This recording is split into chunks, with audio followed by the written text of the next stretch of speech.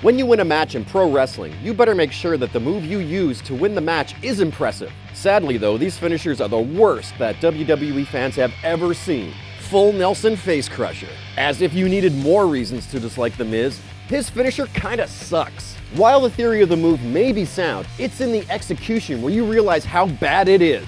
While driving your opponent's face into the mat, the attacker isn't protecting his own face at all, ensuring that the attacker could KO himself as well. Perhaps it would be better if a super heavyweight used this move, but since its main users are Jeff Jarrett and The Miz, the Full Nelson Face Crusher fails as a finisher.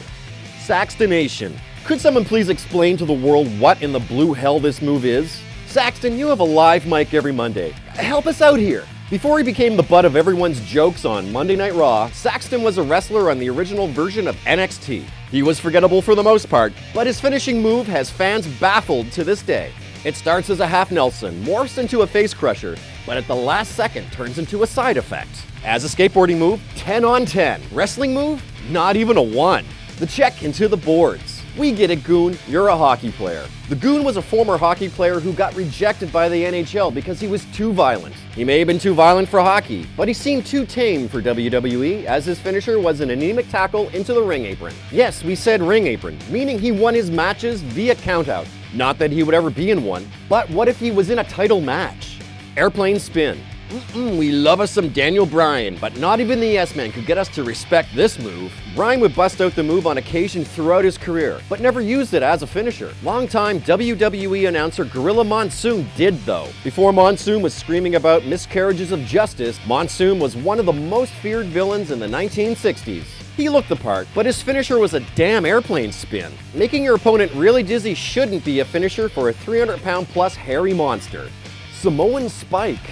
You wouldn't suspect a raving Samoan lunatic to have the accuracy required to aim a thumb into the neck of an opponent. Umaga did though, and while it's quite a feat, it's a shame that it looks so awful. Strike finishers are already difficult to make work, but this one is particularly bad because a thumb isn't exactly a strong joint on your body. Umaga's thumb should have been broken every time he did this move, but it miraculously never did. Knockout punch. Big Show's knockout punch makes complete sense as a way to pin an opponent. If anyone took a clean punch from Big Show, their lights would be turned off for a long time. If pro wrestling was a pure sport, then it would be great, but it isn't. Punches are a dime a dozen in the business of pro wrestling, so why would Big Show just not throw one of these at the start of the match and be done with it? Brain chop. For someone with such a limited moveset, Great Khali had quite a few finishers through his WWE career. He had the head vice submission, which was unique and suited his giant status, and the Punjabi plunge, which was decent. His final one was unbelievably lazy. It's a karate chop. Seriously, it's a damn chop thrown like a child who watched his first Bruce Lee movie. At least we don't have to see it anymore.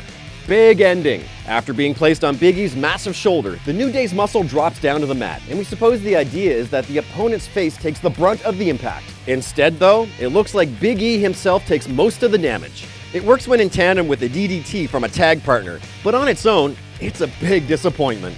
The Worm. People give Hogan's leg drop and the People's Elbow a lot of crap, and while they're not great, the Worm is bad for all the same reasons as those two, and then some. For starters, the guy performing the move is the lightweight Scotty 2 Hotty.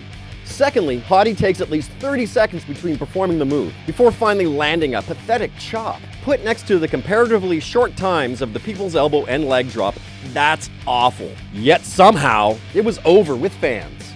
Hyperdrive. Everybody loves everything about NXT, right? Well, even NXT fans will say Mojo Rawley isn't very good, and his finisher is concentrated 100% pulp-free garbage. For some reason, he came up with a combination of Naomi's rear view and the weakest bonsai drop in history. Take one weak finisher and another, which only works if you're 400 plus pounds, and you get one of the single worst finishes ever. And that's our list. Was there any terrible finishes that we missed?